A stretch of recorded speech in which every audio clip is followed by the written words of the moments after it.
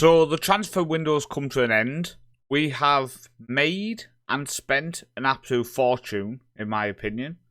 We have sold and signed a lot of people, rebuilding this squad for our second season with Boavista. Now, we are predicted to battle against relegation, but let me tell you, Europe could be possible.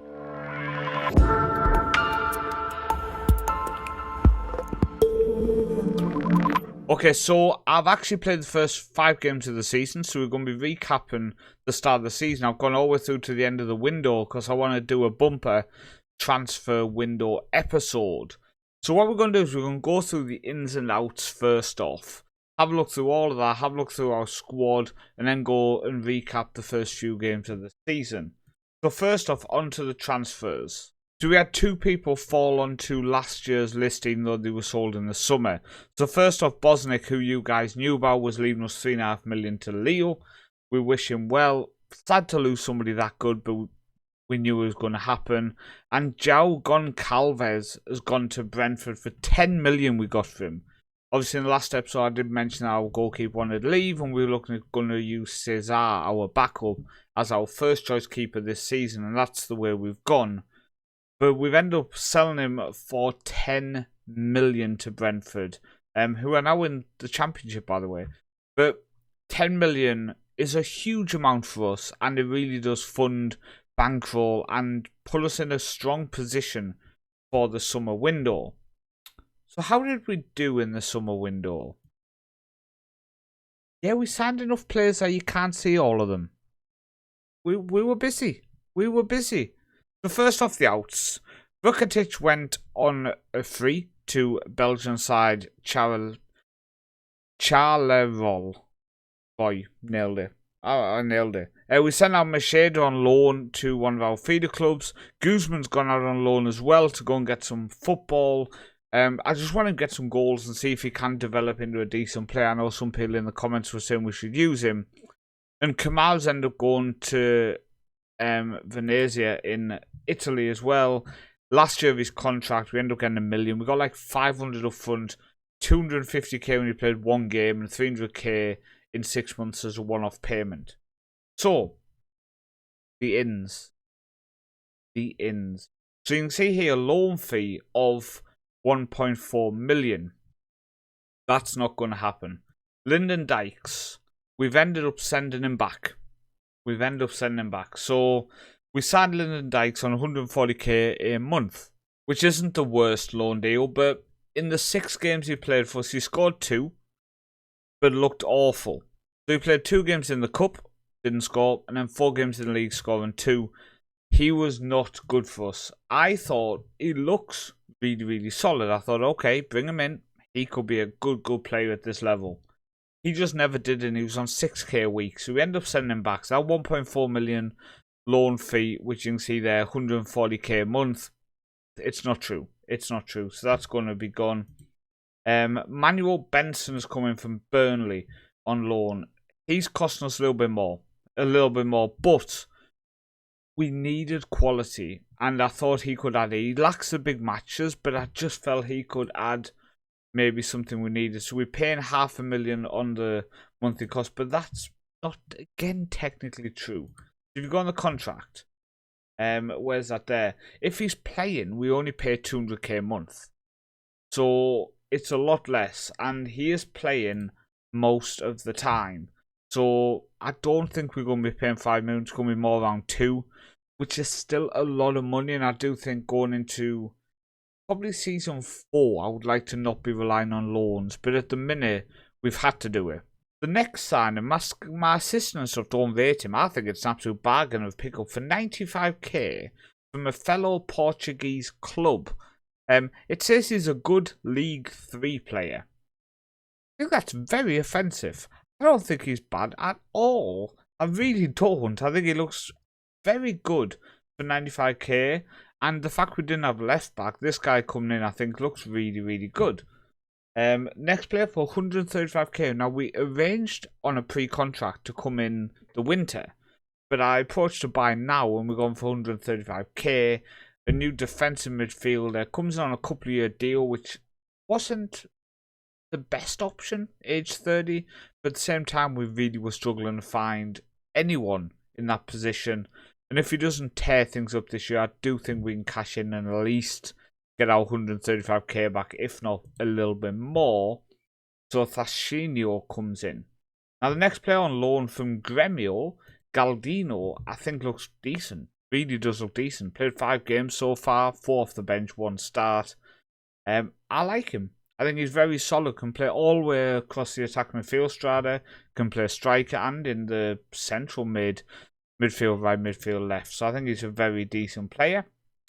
From Huracan, Sebastian Ramirez comes in, who again I think looks really, really solid.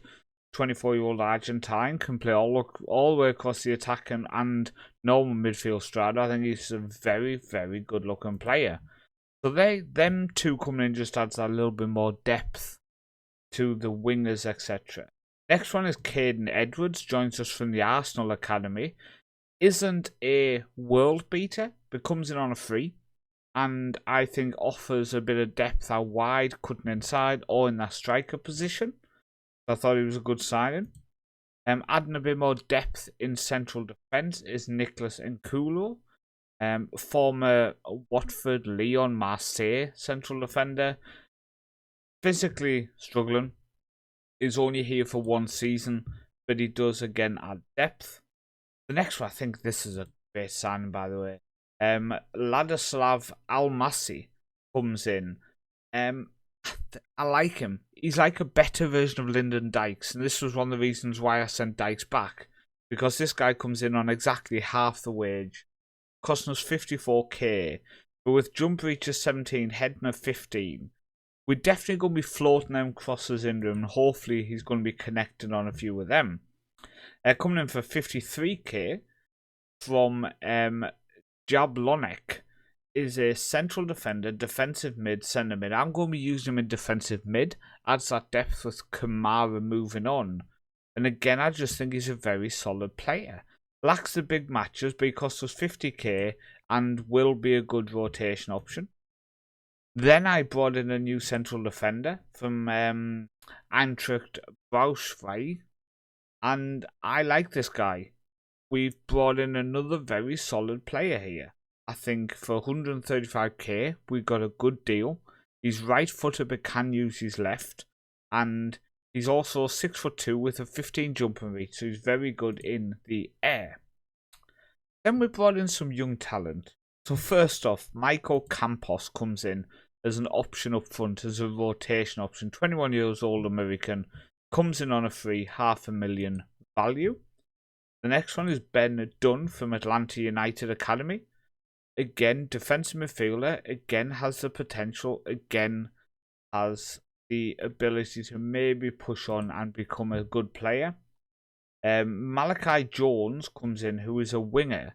Now, he played for New York City, came through the US colleges, then played for New York City, so I thought, okay, he must have something. Couldn't see much about him, but offered him a short contract. Yeah, he's okay. He might develop well in our B team. We might keep him. If not, I think them kind of players we might end up getting like 100, 150k for. Then finally, Nuno Fernandes, Portuguese American, again recommended, again costing us absolutely nothing from PA Classics. The 1 and 2 man over there, only 18. Go and play in our youth team. If you develop, you develop. If not, we can move you on. You've cost us absolutely nothing. That is a lot of signings. We've been very, very busy trying to add depth, add a bit of quality in that depth, and develop the team and bring in some of the younger players who actually want to be here, because like Zach Kamara, Vukotic, who left us in the summer as well, didn't want to be here throughout the whole first season. So we've added a lot of players to the squad, but it was needed, especially when we had that transfer ban at the start of season 1. Let's recap how it's gone so far. So I'm interrupting the video to say thank you firstly for the support and the continued support on the content that I'm creating. If you are in a position to do so, there is an option below to become a Patreon member or to become a YouTube member. It will cost you 49 kroner a month, which is about $3 or £3 a month. And that goes towards future things on the channel, like I'm looking to save up for a new microphone, for example, to pay towards my Premiere Pro for editing the videos. It just helps show a little bit of support, but also, if it builds up to a certain amount, I can look at taking a day off work a month to help towards creating that content and making it just a little bit better for you guys going forward. But only if you can afford to do it, go down and click them links. Don't do it if it does financially put you in problem. Let's head back into the video, and thank you again for taking the time to listen to me. So we start off in this Alliance Cup first phase, and we got 1-0 victory of Nacional, with Guzman, by the way, scoring in that game. So this was before we sent him out on loan. We then played Felgueres and got a 3-3 draw before winning on penalties. Bajrami with 2 and Sorpinto on the score sheet for us. This has seen us come up against Porto and Portimonense in the group stage, which is in a few weeks' time. So moving on to the league games, we start off against De Leria, and we got 2-0 victory. Abascal on the score sheet and Benson, very pleasing and very nice to get 3 points on the opening day. Now, unfortunately, that was followed up with a 2-1 defeat against Casapia, with Dykes getting on the score sheet for us before we obviously decided to just send him packing. Back-to-back defeats did have me panicking a little bit, especially with a home defeat here, 1-0. Yeah, we didn't look good. Now, luckily, Lyndon Dykes got another goal. I mean, I did decide to kick him out the club after this, but he did get another goal. So, 1-0 victory here over Gil Vicente. And that's been followed up with a 0-0 away from home against Rio Ave. So currently we are sitting in 7th place, 1-2, drew 1, lost 2 out of 5 games, with 7 points. But don't read all into that, because when I'm looking at my squad, I'm really pleased with how we're looking. Cesar in goal, Cedric, Abascal, Bajrami, Zericado, Tashanto, Benzino, Helder, Salpino, Benson, and Almasi. I think Almasi is going to become good. I honestly think he's going to come good. You can see here, in possession, we are floating crosses in. I do think it's going to work. I think Abascal being 31 will end up getting dropped out for Ethelers. And then we've got Ethelers and Bajrami, who can probably be a partnership for a couple of seasons. We're starting to get in the right position. We're starting to look like a decent squad. Cesar has come on and said that he's going to explore his options at the end of the season. Quite amusing, considering he's finally become our first choice keeper, so he's going to move on. But we'll obviously look at bringing in a keeper at the end of the season who can be with us for a few seasons as well. I think we're looking good. I think we have a decent 11. Our bench is very strong. With, for example, at the minute we have Ethelers, we have Stefanik, we have Hean, who came through the academy and does look a very good attack midfielder stroke striker. Galdino, Ramirez, Edwards, not even on the benches, and Kulu. Campos as well as an option to come forward, as well as a backup striker we've just signed. I'm seeing a lot of potential. Now, in terms of how we're looking compared to other teams' league, we currently spend 1.99 million a year on wages, which is the 3rd lowest. Nacional and AVS are below us. When you look, Benfica, Sporting, Porto, all over 30 million. Benfica closing in on 50 million. I think we're looking alright. I just feel like with the team I've got, if I can get us tactically playing well, we could push for that top 5 in my opinion this year. I just think our team looks good. Financially, we have 30.5 million in the bank. We still have over 1 million on transfer budget. Now, we are close on wage budget, so maybe we adjust it a bit, but it does give us the ability in January, if we just need to add that one special talent to take us to that next level. So in terms of income last month, players sold was one of them, but TV revenue 362k and gave to 143. So expenses for last month. Loan fees is quite high at the minute, obviously. Players' wages 141 and staff wages, so both of them are actually under the gate receipt income, which is what I always say. I want to make sure we're spending less on the wages than we're bringing in from gate receipts. I think if you can balance that, then sponsorship, players sold, etc. is always a little bonus and can go straight in to signing players or ground maintenance as we have. But our loan fees is an issue this season. Obviously, last year we didn't spend anything. This year, it's probably going to be about 3.5, 4 million. But if that's the difference between us pushing towards Europe and not, I think it is worth it. So there was a big overhaul on the staff side of things as well, with our director of football, technical director, head performance analysis, etc. all leaving us. And we brought in just a few people, just trying to massively cut it down. So first off, a new assistant manager's come in. Ended up having to spend quite a lot on the new assistant manager. It's not really an improvement, which is a bit annoying. Head of youth is very, very good. He's also African as well, which I thought was quite important, just to try to see if we can bring in some players of African descent.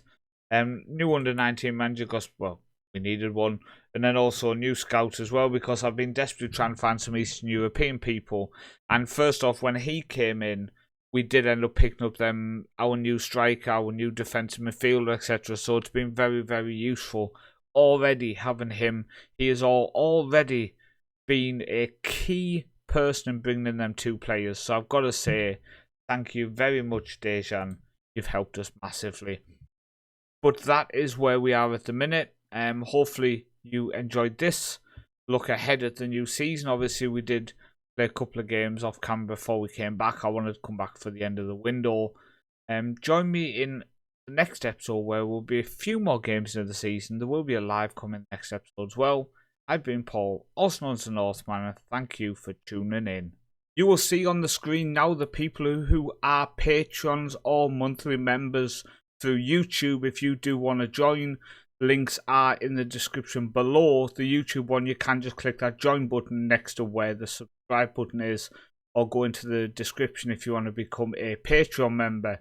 Links are below. Thank you for your support, and hopefully I will see you on the next video.